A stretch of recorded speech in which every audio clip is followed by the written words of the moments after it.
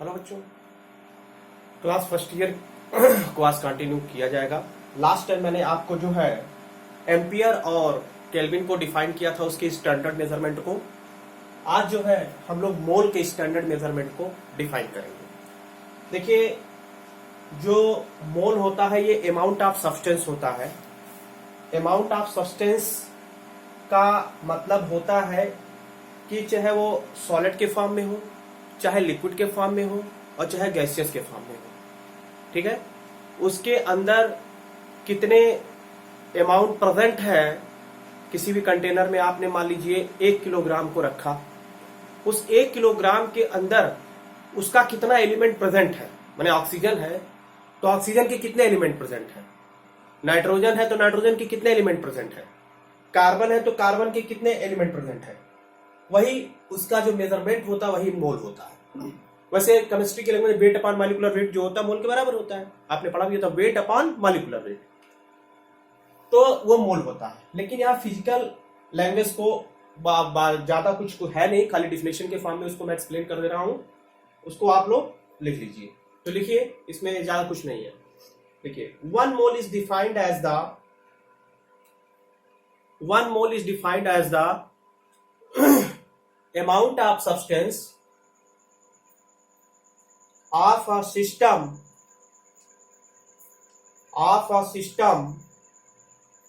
which contains as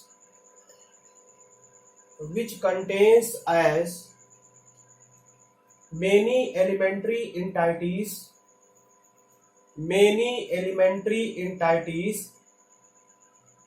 as there are atoms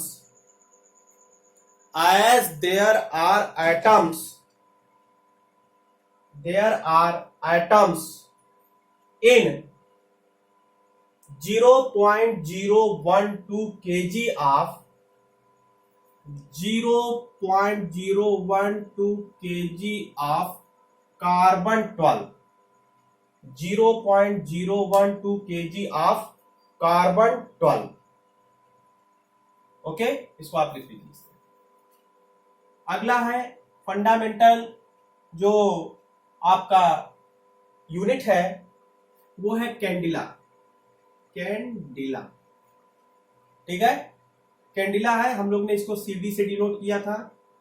देखिए, पहले जब हम पढ़ते थे तो एक चैप्टर हुआ करता था ऑप्टिक्स में जिसे कहते थे फोटोमेट्री। फोटोमेट्री के चैप्टर में ल्यूमिनस इंटेंसिटी था, और ल्यूमिनस इंटेंसिटी का जो यूनिट था वो क्या था, कैंडिला था। तो अगर मैं आपको समझाना भी चाहूं कायदे से तो भी वो चैप्टर, मतलब ये चीज समझ में पूरी तरीके से नहीं आएगा। कारण क्योंकि ये चैप्टर आपसे हटा दिया गया है, सीएससी बोर्ड से, यूपी बोर्ड से ये चैप्टर बिल्कुल भी डिलीट कर दिया गया है। इसलिए सिंपली जो मैं डिफाइन करूंगा वही आपको लिख लेना है और उसको सिंपल वे में याद कर लेना है। तो इसको भी आप लिख ही लीजिए तो ज्यादा बेहतर होगा। लिखिए कैंडिला। देखिए, one candela is the luminous intensity, one candela is the luminous intensity, in the one direction of a surface of 1 upon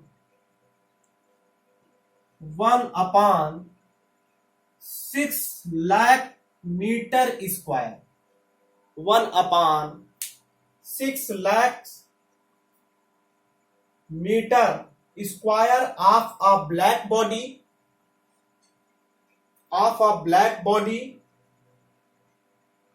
at the temperature of freezing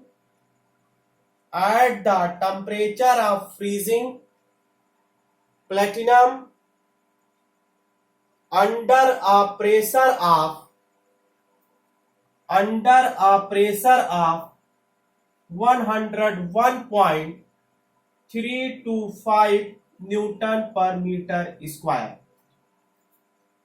101.325 Newton पर मीटर स्क्वायर। मैंने कहा था ना कि आपको पूरी तरीके से समझ में नहीं आएगा, क्योंकि चैप्टर डिलीट कर दिया गया है, इसलिए पूरी तरीके से आपको ये समझ में नहीं आएगा। तो मैंने कहा था सिंपली आप इसको लिख करके याद कर लीजिएगा, ठीक है। चलिए अगला टॉपिक आता है कोहेरेंट सिस्टम ऑफ यूनिट। हाँ, इसमें एक टर्म आया है, आपको उसको मैं जरूर समझा दूंगा। इसमें एक टर्म आया है कि ब्लैक बॉडी। ब्लैक बॉडी क्या होता है, ये ब्लैक बॉडी आगे मिलेगा, हीट वाले चैप्टर में मिलेगा। Black body is those body which absorb and emit all type of radiation. Black body वो बॉडी होती है जो हर तरीके की रेडिएशन को एब्जॉर्ब कर ले और हर तरीके के रेडिएशन को इमिट कर दे, उसे ब्लैक बॉडी कहा जाता है। जैसे सन और सैंड। राजस्थान में दिन के समय बहुत गर्म होता है और रात के समय बहुत ठंडा होता है। ऐसा क्यों? क्योंकि जो सैंड होता है just like behave as a black body, वो क्या होता है, एक ब्लैक बॉडी की तरह बिहेव करता है, इसलिए उसको हम लोग ब्लैक बॉडी कंसीडर करते हैं। चलिए अगला हेडिंग है कोहेरेंट सिस्टम ऑफ यूनिट। क्या है coherent system? Coherent system of unit. Coherent system of units. Coherent system of units क्या होता है? A system of unit is said to be coherent if a system of unit said to be coherent if all the derived units are obtained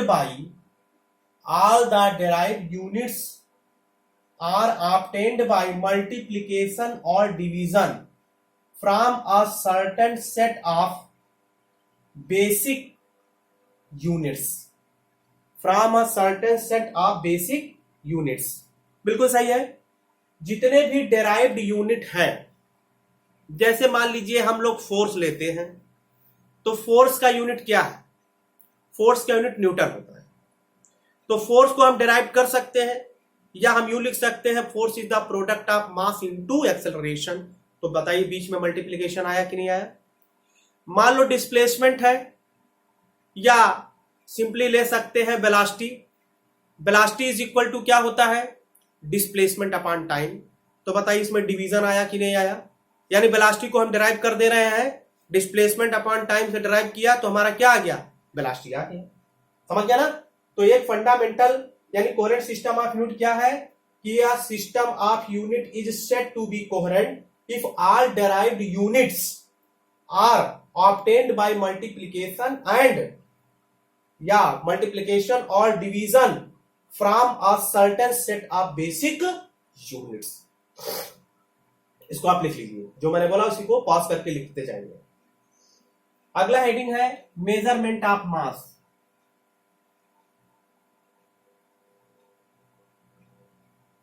measurement of mass. देखिए mass को, पहली बात तो mass है क्या? Mass is the fundamental property of matter है। Mass is the fundamental property of matter. Mass is the fundamental property of matter and it is measurement of the quantity of matter that an object possess. तो लिखिए measurement of मास क्या है? लिखिए mass is the fundamental property of matter and is measure of the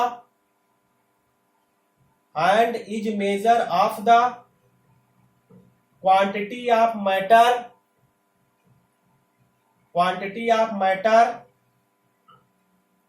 that an object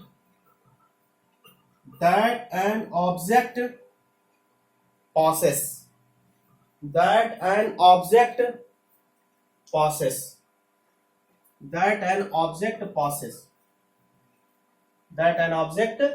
possesses। तो पहला इसमें heading लिखेंगे inertial मास। Inertial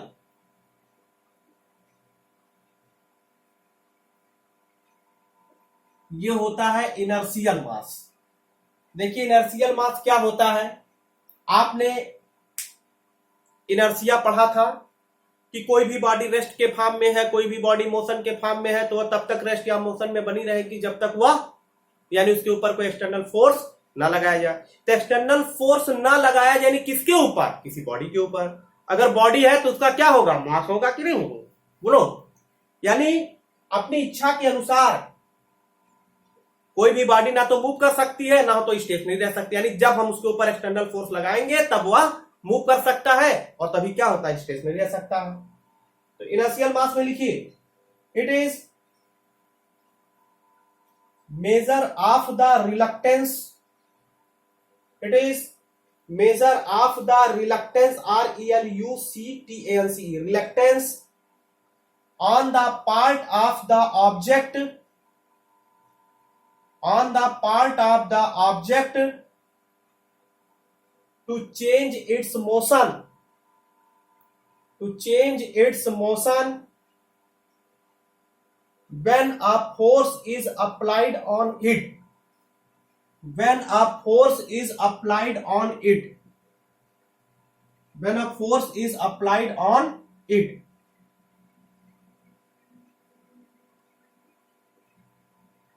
अगला टॉपिक है ग्रेविटेशनल मास, एम सफिक्स में जी, हेडिंग डालो ग्रेविटेशनल मास। देखिए ग्रेविटेशनल मास मतलब क्या है कि अर्थ किसी भी बॉडी को अपनी तरफ पुल करती है, तो बॉडी है तो बॉडी का मतलब क्या होगा, मास होगा उसके अंदर। बोलिए, बॉडी है तो उसके अंदर क्या होगा, उसका मास हो जाएगा। तो इसमें लिखिए it is a measurement of mass में लिखिए it is a measure of the pull on the object, pull on the object exerted by the earth, pull on the object exerted by the earth। चलिए ये topic complete हो गए बच्चों। अगला heading लिखिए measurement of inertial mass. Heading डालते हैं हम लोग measurement of the inertial mass, measurement of the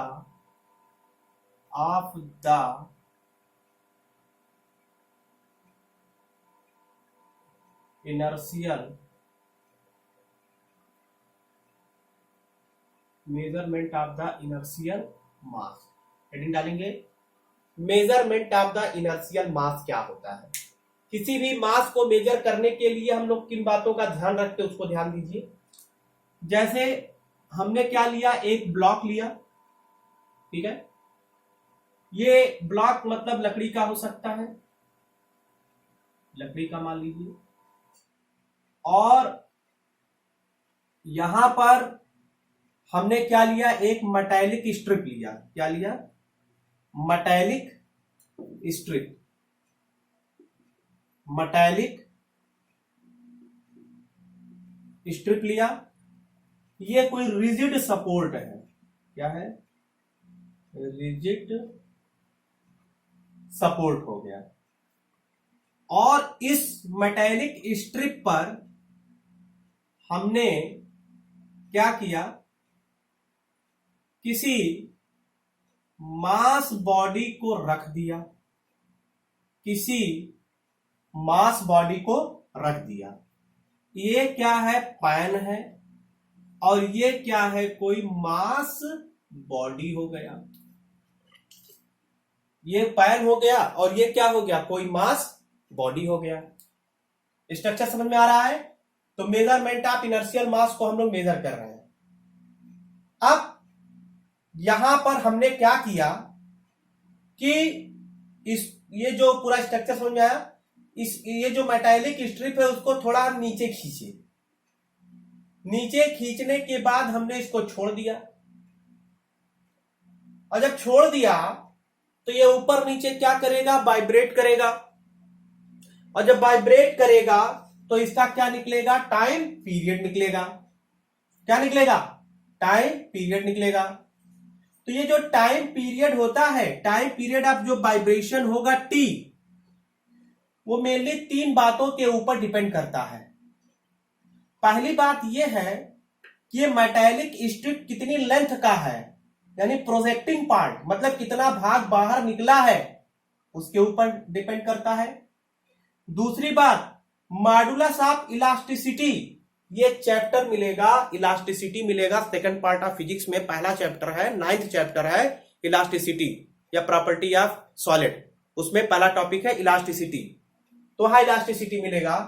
तो दूसरी बात ये डिपेंड करता है टाइम पीरियड कि ये जो मेटालिक स्ट्रिप है ये किस मटेरियल का बना है, मतलब कॉपर का बना है कि निकिल का बना है कि आयरन का बना है, किस मेटालिक स्ट्रिप का ये बना हुआ है।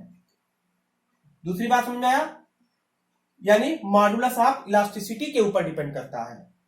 तीसरी बात ये हो गया कि ये जो टाइम पीरियड है, ये जो टाइम पीरियड है या इसके ऊपर पैन के ऊपर जो मास रखा गया है वो और पैन का मास, समझ रहे हैं, उसके जो होता है टाइम पीरियड का square is directly proportional to mass होता है। मतलब क्या समझो इसका, या यूं कह सकते हैं टाइम का square is directly proportional to, bracket में पूरा लिख रहे हैं, mass of pan plus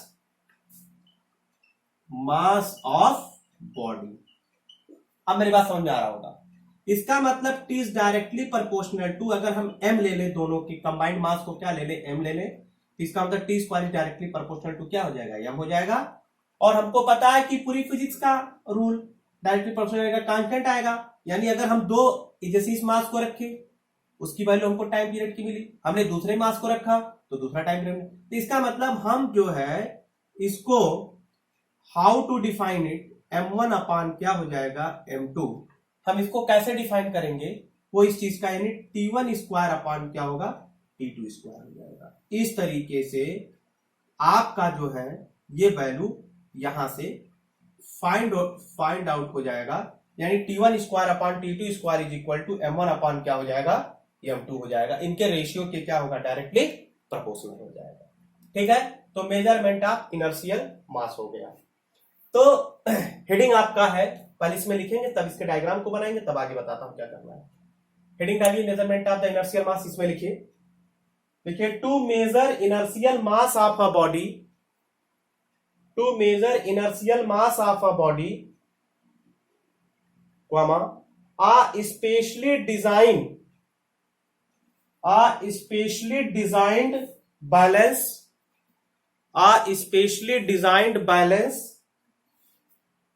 a specially designed balance called an inertial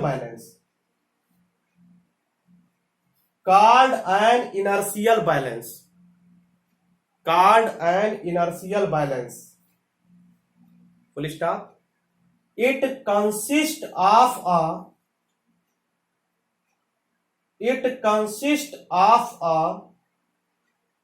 long metallic strip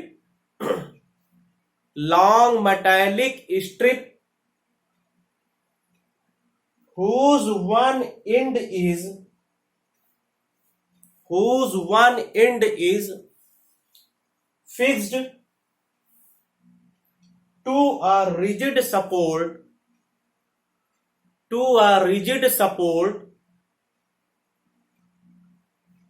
in such a way that it can easily vibrate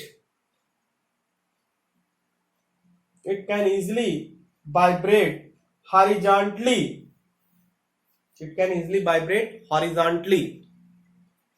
Line change. Obviously, gravity has no role when the rod is set into horizontal vibrations.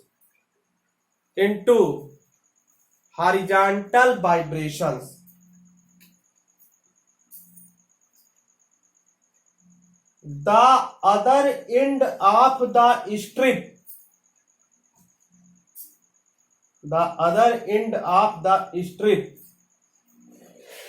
has a pan attached has a pan attached to it, full stop. The period of vibration depends upon, the period of vibration depends upon, line change number 1, the length of the projecting part, the length of the projecting part of the inertial balance, of the inertial balance. Number 2, modulus of elasticity of the material, modulus of elasticity of the material of the strips, modulus of elasticity of the material of the strips. Number 3, the total mass of the pan, the total mass of the pan and the body placed on it, placed on it. बच्चों pause करके diagram बनाइए, pause करके diagram बनाइए केवल। Okay, लिख line change. देखिए, it is found that the square of the period of vibration, the square of the period of vibration capital T is directly proportional to the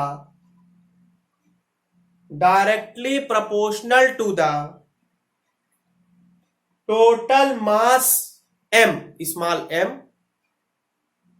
of the pan and the body, of the pan and the body. अब आप लोग line change करके ये part note कर लीजिए, T square direct mass of pan plus mass of body, ये पूरा आप लोग नोट कर लीजिए। ओके, तो ये टॉपिक आपका कंप्लीट हुआ, ठीक है। अब जो है अगला टॉपिक है measurement of gravitational mass, measurement of gravitational mass, इसको मैं मिटा दूंगा। Measurement of gravitational mass, gravitational mass. देखिए, मेजरमेंट ऑफ ग्रेविटेशनल मास क्या है? सबसे बड़ी बात यह है कि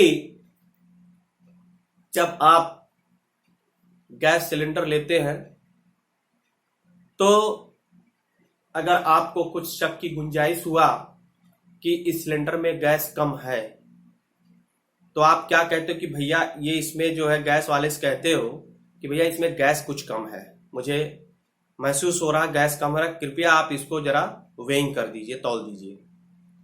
तो क्या करता है, उसके पास क्या होता है, एक स्प्रिंग बैलेंस होता है, ठीक है, हुक नुमा स्प्रिंग बैलेंस होता है, ऐसे उस पर लगाएगा सिलेंडर को, ऊपर उठा देगा, और स्प्रिंग के ऊपर क्योंकि वो पूरा काम करता है इसलिए उसमें क्या होता है, मार्कर होता है, और फिर वो नीचे की तरफ खींचेगा, ड्यू टू ग्रेविटी एक्शन उसका वेट mg नीचे काम करेगा, और मार्कर क्या होगा, एक्सपेंड होगा। इससे पता चल जाएगा कि सिलेंडर के अंदर जो गैस कम है या ज्यादा है, बस वही काम यहाँ होना है। यानी ये स्प्रिंग बैलेंस पे काम करता है।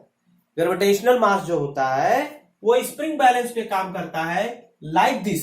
आप जरा बच्चों समझो, जैसे इस तरीके से यहां पर एक स्प्रिंग बैलेंस होता है, ये हुक की तरह यहां पर रहता है अटैच यहां पे, और ये यहां पर इसको अटैच किया जाता है, पूरी बॉडी को हुक नुमा अटैच किया जाता है।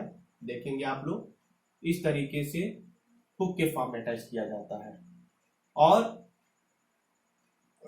ये अभी यहां पर हमने क्या किया है, किसी मास बॉडी को सस्पेंड नहीं किया है तो इसका मार्कर देखिए यहां पर है ना। नाउ यहां पर क्या किया है, फिर इसके बाद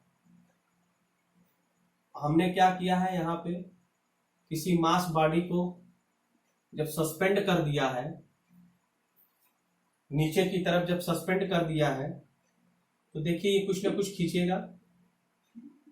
यहां पर देखिए किसी मास बॉडी को हमने इस तरीके से सस्पेंड किया है तो ये देखिए स्प्रिंग जो है कुछ एक्सटेंड होकर के यहां पे आ गई। तो ये इसका ओरिजिन पॉइंट ओ है, ओरिजिन पॉइंट यहां पर भी ओ ही था है? लेकिन जब यहां मास बॉडी आपने सस्पेंड किया, इट मींस इसका वेट जो mg होता है वो नीचे काम करता है, यानी F इक्वल टू mg होता है। छोटी क्लास में भी बताया था आपको 10th में, F इक्वल टू क्या होता है, mg होता है। तो ड्यू टू वेट, अपने वेट के कारण वो नीचे की तरफ क्या होता है, एक्सपेंड होता है। ठीक है, तो चलिए इसमें लिखते हैं, कंप्लीट कर लेते हैं टॉपिक आज। लिखिए, gravitational mass of a body is, जल्दी लिखिए, measured by using a spring balance, measured by using a spring balance or a dynamometer, इसको डायनामोमीटर भी कहते हैं, और a dynamometer। लाइन चेंज, लिखिए, the design of a spring balance is, the design of spring balance is based on the fact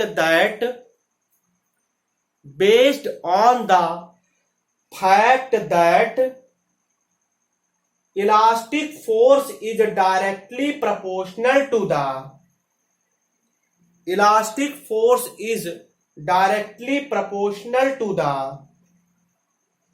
elongation of the spring,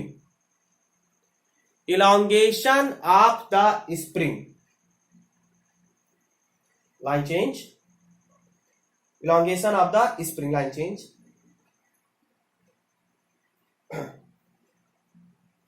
elongation of the spring, line change। देखिए, when an object is attached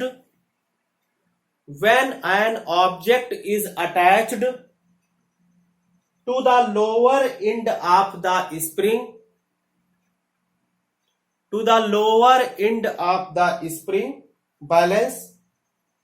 spring balance,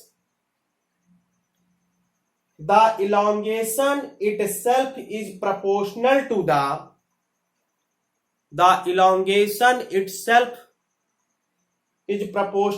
the gravitational force on the object,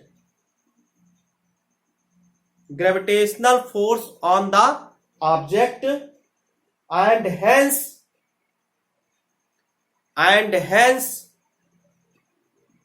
its gravitational mass, okay बच्चों, today आज first year का ये topic complete हुआ। Notes बनाते चलिए, धैर्य रखिए, धीरे धीरे सारे नोट्स आप बना लीजिए और उसके बाद उसको याद कर लीजिए। Okay, watching for this video, thank you.